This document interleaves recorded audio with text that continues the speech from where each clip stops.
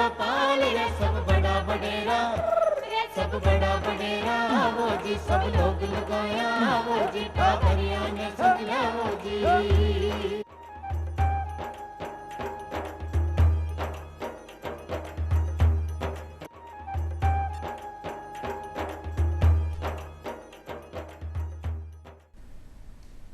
चौपाल देखबा वाला सगला दर्शकों को कार्यक्रम में स्वागत करूँ। दर्शक भाई बहनों, क्या करे है कि बेटी वारिस है तो बेटो अगर वारिस है तो बेटियां पारस है, बेटो अगर वंश है तो बेटी भी तो आप ही को अंश है, बेटो अगर आन है मान है तो बेटियां शान है गुमान है। क्या करे है कि बेटो अगर संस्कार है तो भाई बेटी तो पूरी संस्कृति है। और ई खातिर ही शायद क्या करे है कि बेटा अगर भाग्य से हुआ है तो बेटियां सौभाग्य से हुआ है। तो आपने बा बेटिया ने सुरक्षित राखनो है, बा बेटिया ने लिखाणो पढ़ाणो और आर्थिक स्थिति से अतरो मजबूत बनानो है कि वे कदे ही जीवन में हार को नहीं देखे, वे जिंदगी जीवन में आगे बढ़ता ही जावे। और ई खातर ही आज की चौपाल में मैं आपकी खातर ले रहा हाँ राज्य सरकार का निशु चलायो गयो एक प्रयास, जिसु वे बेटिया ने सुरक्षित रख सके, शिक्षित कर सके और वहाँ का स्वास्थ्य ने मजबूत बना सके। और वो प्रयास है लाडो प्रोत्साहन योजना। तो आज की चौपाल में आप यही विषय पर चर्चा कराला कि आज जो योजना है और जो अभियान है कि लाडो प्रोत्साहन योजना आ कहीं है, किया शुरू हुई और आज किया क्रियान्विति सु आगे बढ़ रही है। और चौपाल में आज सब पर जानकारी देवा खातर आज अपने साथ कार्यक्रम में पधार्या है डॉक्टर जगदीश प्रसाद जी। आपको कार्यक्रम में स्वागत करूँ हूँ।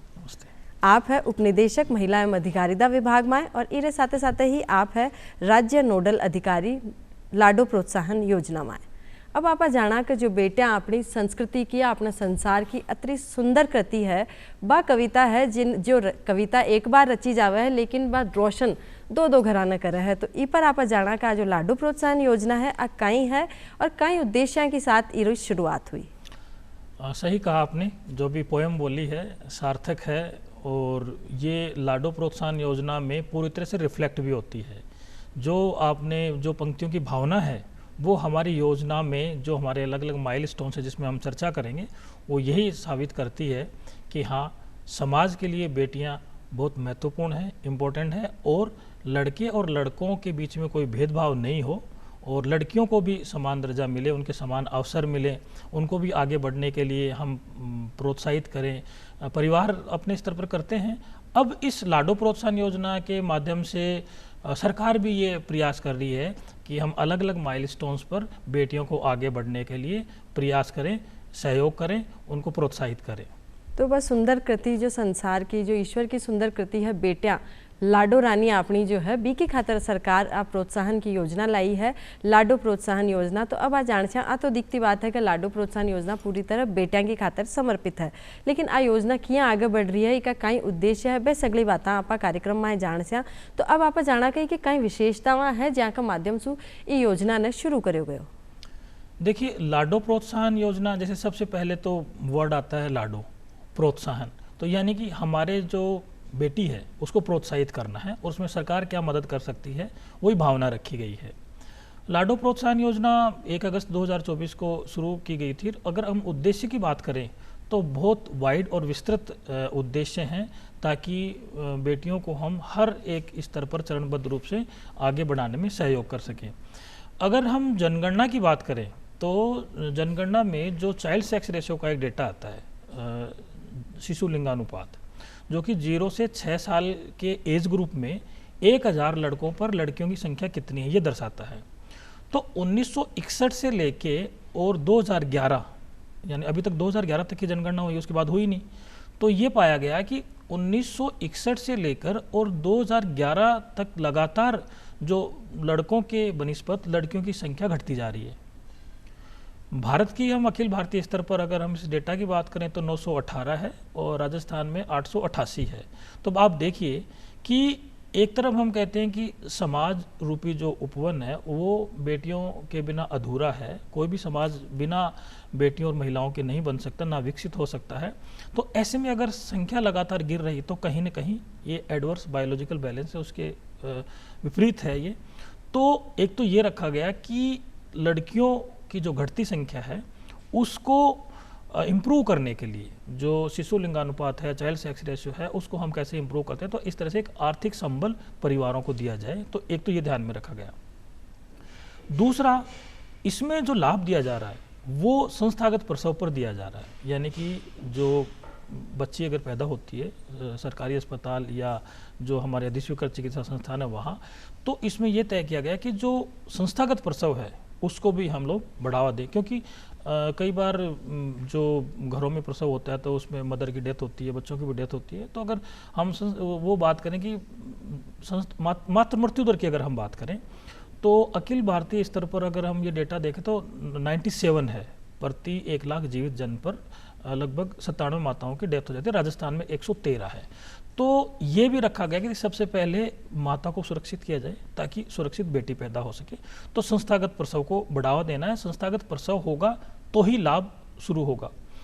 इसके अलावा मैंने बात की कि हमारा जो चाइल्ड सेक्स रेशियो है उसको इम्प्रूव करना है, और इसके अलावा जो ANC है, एंटीनेटल चेकअप है, जो प्रसव से पहले की जो जांचें होती है उसमें भी सुधार करना है। जैसे हम भारत का अगर एवरेज देखें तो 88% जो प्रेग्नेंट महिलाएं हैं उनका ANC होता है, और राजस्थान के अंदर तो अच्छी बात है कि हम लोग इस योजना के माध्यम से इम्प्रूव कर पाए, लगभग 95% हो गया। तो कुल मिला के बात यह है कि इस योजना का उद्देश्य ये है कि बेटियों का जो स्वास्थ्य है उसमें सुधार करना, माताओं के स्वास्थ्य में सुधार करना, उनकी जो शिशु लिंगानुपात है उसको बढ़ाना, और उनके पोषण और टीकाकरण को सुनिश्चित करना। इसके अलावा जो स्कूली शिक्षा है उसमें सुधार करना, और इसमें यह भी तय किया हमने कि स्कूली शिक्षा के बाद में जो हायर एजुकेशन को लेके कहीं न कहीं बेटियों को आगे बढ़ाने में परिवार की कई बार ये कई सारे कारण होते हैं जिसकी वजह से नहीं है, तो उसमें ये तय किया गया कि भी हायर एजुकेशन के लिए भी सरकार बच्चियों को प्रमोट करेगी, और हायर एजुकेशन अगर प्रमोट होगा तो बाल विवाह में भी कमी आएगी। तो राजस्थान में जो बाल विवाह की कुरीति और जो अपराध है वैसे भी कई सारे आंकड़े कई आखातीज के स्तर पर आते हैं।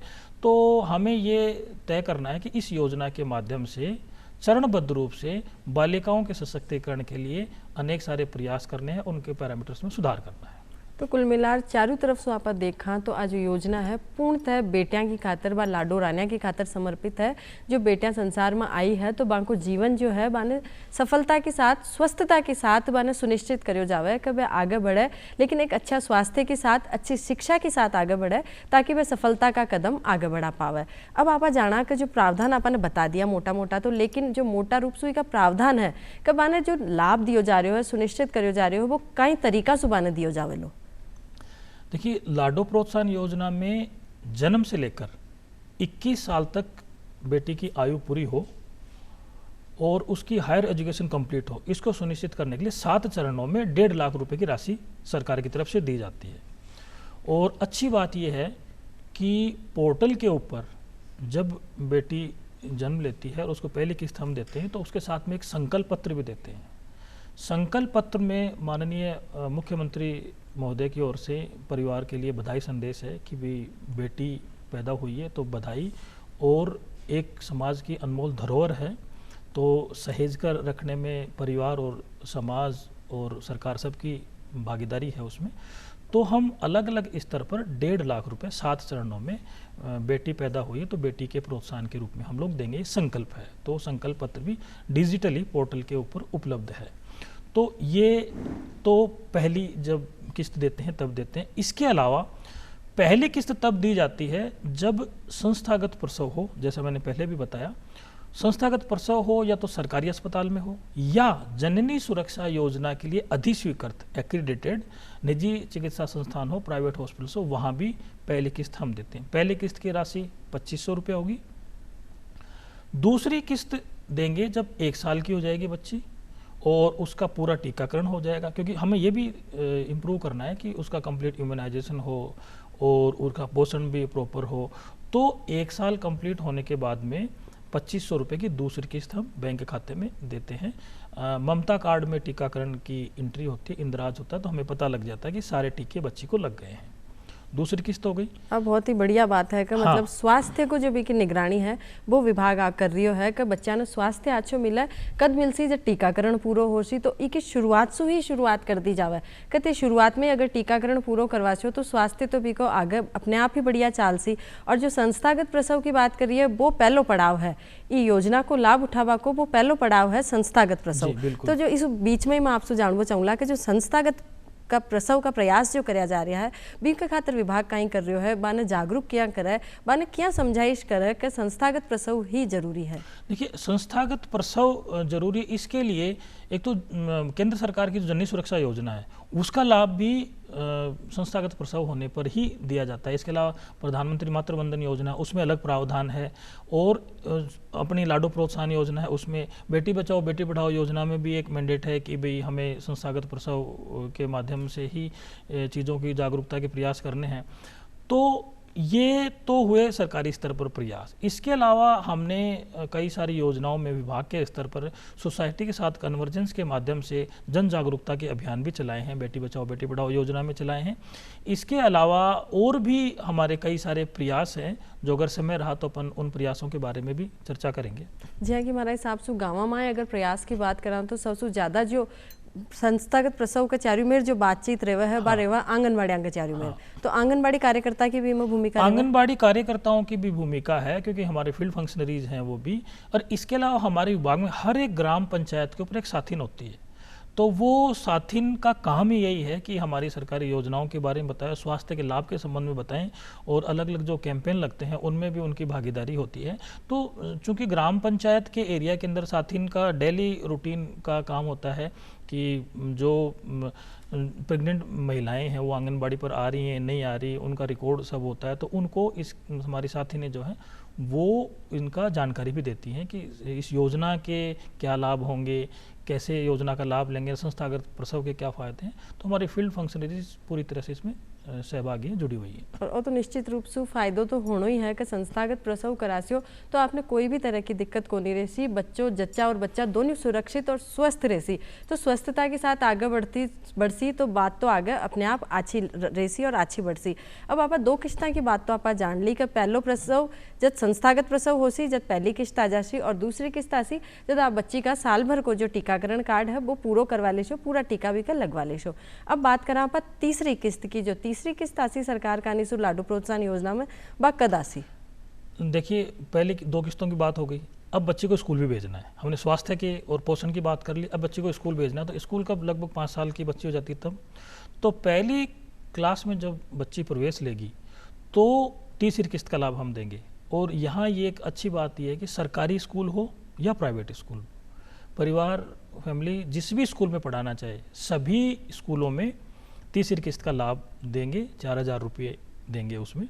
और स्कूल को ये जिम्मेदारी दी गई है कि आप संबंधित बालिका तक ये लाभ पहुंचाना सुनिश्चित करें।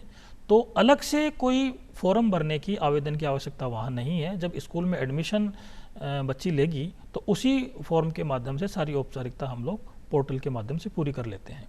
तीसरी किस्त की बात हो गई। चौथी किस्त देंगे जब 6th क्लास में बच्ची आएगी तो 5000 रुपये की राशि उसमें देंगे। वो सेम वही चीज़ है, सरकारी स्कूल हो या प्राइवेट स्कूल हो। इसके अलावा 4 किस्तों की बात होगी। 5वीं किस्त देंगे हम जब 10th क्लास में बच्ची आएगी, 10th क्लास में आएगी तो बच्ची तब हम उसको 11000 रुपये देंगे। और इसी तरह से फिर 12th में होगी बच्ची तब हम उसको 25000 देंगे।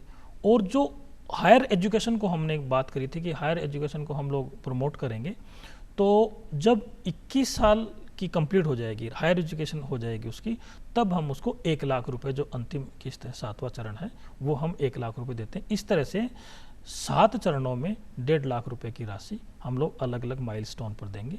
पहले जन्म पर, दूसरा 1 साल पर, फिर पहली क्लास में, फिर 6ठी क्लास में, फिर 10th क्लास में, फिर 12th में, फिर ग्रेजुएशन कंप्लीट होने के बाद में। तो ई प्रकार से 7 किस्ता का रूप ना आपने फायदो दियो जावलो। 7वीं किस्त कर दी जावली जब बच्ची की शिक्षा पूरी हो जावली, 21 साल की पूरी हो जावली जब बिका खाता में पैसा आवेला 1 लाख रुपया। अब जो आप बात कर रहे हैं कि जो प्रसव संस्थागत करा लियो, सगली बातें वो पूरी कर ली। अब आज जो समस्या है एक माँ की खातर मैं जानना चाहूँ कि कोई माँ है जो 12 दूसरा राज्य से आई है और अठे राजस्थान का प्रदेश का व्यक्ति ब्याह करी है, तो कहीं बी की बच्ची ने भी असुविधा मिलली? हाँ देखिए, इसमें प्रसूता यानी कि महिला मदर वो राजस्थान की मूल निवासी हो। अगर बाहर की महिला राजस्थान के किसी व्यक्ति से शादी होती है तो यहाँ पे उसके डॉक्यूमेंट बनेंगे, विवाह पंजीयन प्रमाण पत्र होगा। विवाह पंजीयन प्रमाण पत्र हमारे लिए पर्याप्त है।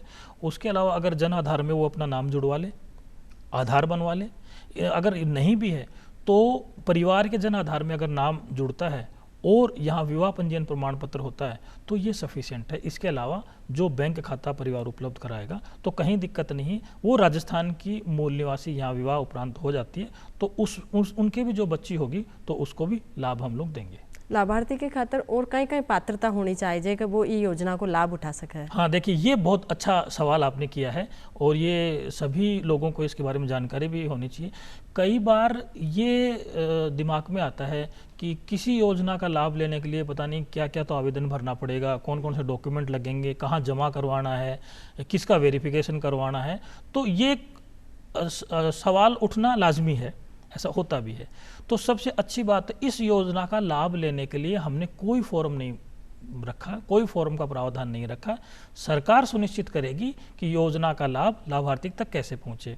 अब ये सवाल दूसरा आता है कि साहब फिर सरकार क्या कैसे लाभ देगी। तो देखिए, जब प्रेग्नेंट होती है महिला तो वो स्वास्थ्य जांच के लिए हेल्थ सेंटर्स पर, हॉस्पिटल्स में, आंगनबाड़ी सेंटर्स पर जाती है तो एक ममता कार्ड बनता है। तो ममता कार्ड में उनकी सारी डिटेल होती है तो वो हमारे जो आंगनबाड़ी या फील्ड फंक्शनरीज या हॉस्पिटल में वो लोग देते हैं। तो जब वो पहली जांच के लिए आती है, जिसको हम ANC कहते हैं, पहली जांच के लिए आती है, उस समय हम लोग कहते हैं कि भाई आपके पास में जो मूल निवास प्रमाण पत्र है वो दे दो या विवाह पंजीयन प्रमाण पत्र दे दो। इसके अलावा जन आधार, देखिए राजस्थान के अंदर जितनी भी DBT स्कीम्स है उनका लाभ लेने के लिए जन आधार कार्ड होना अनिवार्य है। तो हम ये कहते हैं कि आप जन आधार कार्ड जमा करवा दो। तो हमारे जो फील्ड फंक्शनरीज है या हॉस्पिटल्स हैं वहाँ पे हमने मूल निवास प्रमाण पत्र ले लिया या विवाह पंजीयन प्रमाण पत्र ले लिया, उसकी बैंक खाते की डिटेल ले ली, उसका जन आधार कार्ड ले लिया, आधार कार्ड ले लिया, तो हमारे पास में सारी डिटेल्स आ गई। ममता कार्ड बन ही गया, उसी टाइम पर उसकी PCTS ID भी बन जाती है। तो उसको हम मैनुअल लेकर हमारे जो कार्मिक है फील्ड के जो हॉस्पिटल्स में है तो वो उसको पोर्टल पर इंदराज कर देते हैं। अब पोर्टल पर इंदराज कर देते हैं तो जब डिलीवरी होती है तो या तो लड़का होगा या लड़की होगी। तब डिलीवरी के टाइम के ऊपर जब लड़की होती है तो वो लड़की की सूचना पोर्टल के ऊपर अपडेट कर देते हैं कि भाई ये नाम था, ये PCTS ID थी, ये यहाँ के रहने वाली है, तो इनकी लड़की हुई है। तो हम ये देख लेते हैं कि इनको लाडो प्रोत्साहन योजना का लाभ हमको देना है। तो बैंक अकाउंट डिटेल हमारे पास पहले से होती है, उसमें हम पहले किस्त 2500 रुपये का लाभ दे देते हैं। अब देखिए, इसमें अलग से कोई फॉर्म नहीं भरना पड़ा। ANC के लिए वो हॉस्पिटल जाएगी और वहाँ पे हम लोग डॉक्यूमेंट ले लेते हैं। डिलीवरी के लिए हॉस्पिटल जाएगी, संस्थागत प्रसव पे हम लोग लाभ दे रहे हैं, तो वो हमें पता लग जाएगा। इसके अलावा फिर बात आती है कि भाई दूसरी किस्त का लाभ कैसे देंगे। तो ममता कार्ड जो देते हैं उसमें वो टीकाकरण इंदराज करते हैं। हर बार जैसे हॉस्पिटल गए, टीका लग गया, वो उसमें हो गया, और वही फिर ममता कार्ड के आधार पर एंट्री पोर्टल पर हो जाती है। तो जब हमको ये लगता है कि हाँ भाई साल भर में ये टीके लगने थे, ये टीके लग गए हैं, पोर्टल पर दिख रहा है, ओके करता है, और फिर बाद में हम लोग उनके बैंक खाते में वो पैसा ऑनलाइन ट्रांसफर कर देते हैं। ये हो गया। अब देखिए तीसरी किस्त का लाभ कैसे देंगे, उसमें हमें लगता है कि लोगों को लगता होगा कि कैसे ढूंढेंगे। कुछ पेरेंट्स को कुछ नहीं करना, सब सरकार करेगी, डिपार्टमेंट करेगा, हम लोग करेंगे। कैसे करेंगे? बच्ची कहीं तो एडमिशन लेगी, चाहे तो सरकारी स्कूल में लेगी और चाहे प्राइवेट स्कूल में लेगी। तो सरकारी स्कूल में एडमिशन लेने वाली बच्चियों का डेटा साला दर्पण पोर्टल पर उपलब्ध होता है। एक वो फॉर्म भरवाते हैं स्कूल वाले, तो वो फॉर्म उसके ऊपर अपलोड होता है। प्राइवेट स्कूल में पढ़ने वाली बच्चियों के लिए प्राइवेट स्कूल पोर्टल है, उसके ऊपर सारा डेटा होता है। हमने ये किया कि प्राइवेट स्कूल पोर्टल और साला दर्पण इन दोनों को इंटीग्रेट करवा दिया, और जो पहली और दूसरी किस्त का लाभ देने के लिए हमारे पास में जो पोर्टल था, ओजस पोर्टल बोलते हैं उसको, ओजस पोर्टल को इन दोनों पोर्टल से इंटीग्रेट करवा दिया।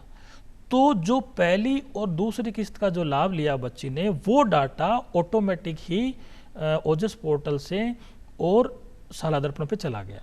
तो अब जैसे 5-6 चीज़ें हम लोग देख लेते, भाई जन आधार नंबर क्या है, वो तो यूनिक होता है, आधार नंबर क्या है, यूनिक होता है, या मोबाइल नंबर, फैमिली डिटेल्स, कुछ भी 5-6 चीज़ें हमने चेकलिस्ट बना रखी है। वो डालने पर जब पूरा कंप्यूटर पे सर्च करते हैं तो उसकी डिटेल्स आ जाती है, तो हमें ये पता लग जाता है कि हाँ ये बच्ची आई थी और इसको 2 किस्तों का लाभ मिल गया था और ये स्कूल में एडमिशन लिया है, तो इसको हमें लाडो प्रोत्साहन योजना की तीसरी किस्त का लाभ देना है। तो इस तरह से हमने ये तय किया। इसी तरह से आगे की प्रक्रिया हम लोग स्कूल एजुकेशन में कंप्लीट करेंगे।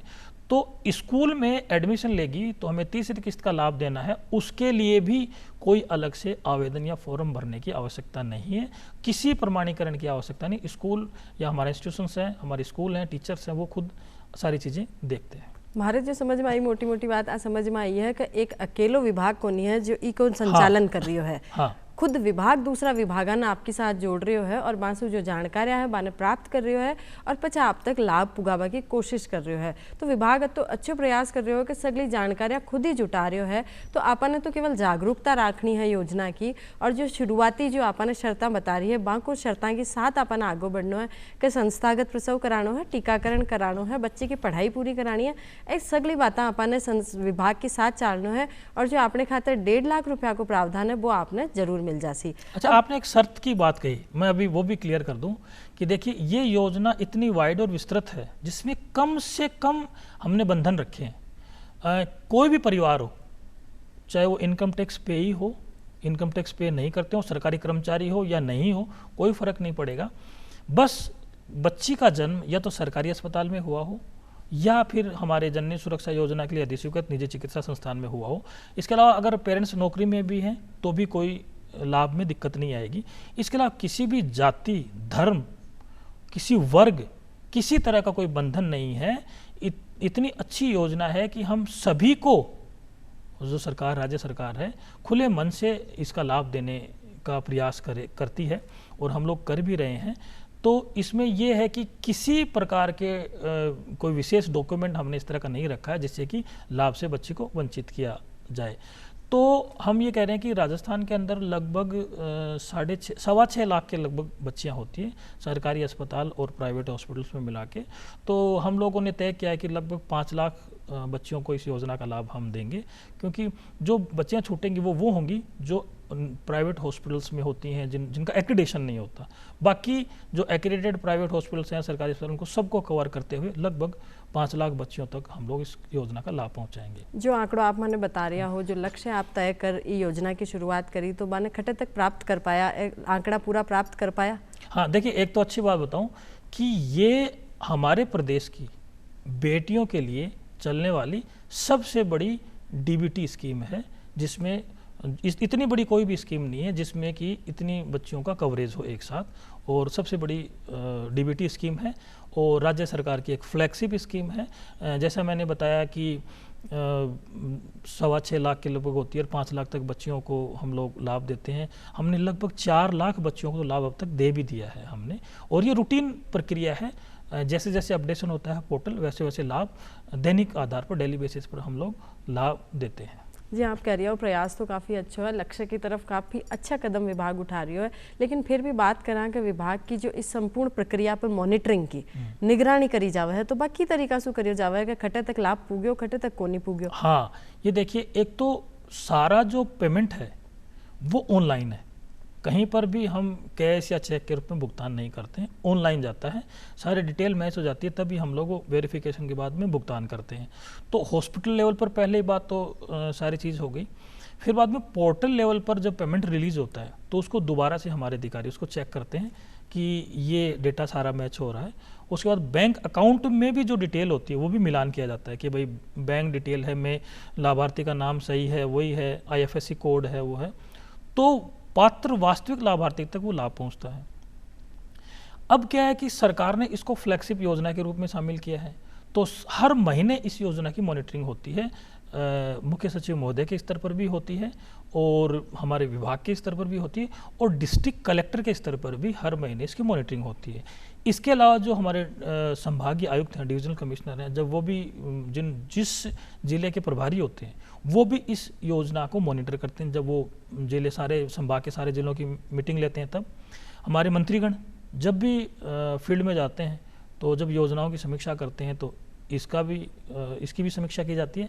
और इसके अलावा जो नई चीज़ हमने अब जोड़ी है कि हम अब हर महीने जिलों की रैंकिंग करते हैं, रैंकिंग जिलों की, कि भाई कितनी लड़कियां हुई, कितनों को लाभ दे दिया, कितनों को लाभ नहीं दिया है, नहीं दिया तो क्यों नहीं दिया है। तो वो सारी समीक्षा हर महीने उसके आधार पर डिस्ट्रिक्ट कलेक्टर, डिस्ट्रिक्ट और डिपार्टमेंट की रैंकिंग तय होती है। तो ये है हम लोगों का मॉनिटरिंग सिस्टम। और बहुत ही सुंदर तरीको है मॉनिटरिंग को। हाँ। कि जटा कोनी पूग्या बटा क्यों कोनी पूग्या ई की जानकारी भी विभाग अच्छा, स्वयं करसी। हाँ, एक चीज़ हो, जैसे मान लीजिए मुझे लाभ नहीं मिला, मेरी बच्ची है, मुझे लाभ नहीं मिला, मैं कहाँ जाऊँ? तो अब एक तो हमारे डिस्ट्रिक्ट लेवल पर डिस्ट्रिक्ट अफसर तो हैं ही, हमारे फील्ड में मेरा ग्राम पंचायत है, लगभग 65% हमारी पॉपुलेशन गाँव की आबादी है। तो वहाँ हमारी साथी ने, हर ग्राम पंचायत हमारे साथी को बता दो, हमारे आंगनबाड़ी सेंटर बताओ, जो हॉस्पिटल है जहाँ डिलीवरी हुई है वहाँ बता दो कि साहब मेरे को इस वजह से लाभ नहीं मिला। और आपको कहीं नहीं जाना तो आप 181 हेल्पलाइन पर आप बता दो कि भाई साहब मेरे को ये बच्ची हुई थी और मेरा ये लाभ नहीं मिला। वो हमारे पास में आती है सूचना, फिर हम संबंधित हॉस्पिटल या किस कारण से वो लाभ, हम लोग खुद उसको मॉनिटर करते हैं और वो सुनिश्चित करते हैं कि भाई बच्ची तक वो लाभ मिले। और मैं व्यक्तिगत अपनी बात करूं तो चूँकि योजना का स्टेट नोडल ऑफिसर हूं, तो डेली बेसिस पर मेरे पास में ऐसे केसेस आते हैं कि साहब इस वजह से हमें नहीं मिला। तो जब तक हम लोग उसको फॉलोअप करते हैं, जब तक उसको लाभ नहीं मिला, क्योंकि वापस 181 पर हमें जवाब देना होता है कि हाँ साहब इनको लाभ दे दिया गया है। तो कई बार क्या होता है कि जो मोटा मोटा चीज़ें जो सामने आती होता है कि IFSC कोड गलत होता है, बैंक चेंज हो जाता है, अकाउंट डोरमेंट हो जाता है, या लिखने में कहीं जो अकाउंट नंबर लिखे उसमें मिस्टेक हो गई, तो हमें उनमें कई सारी दिक्कत आती है।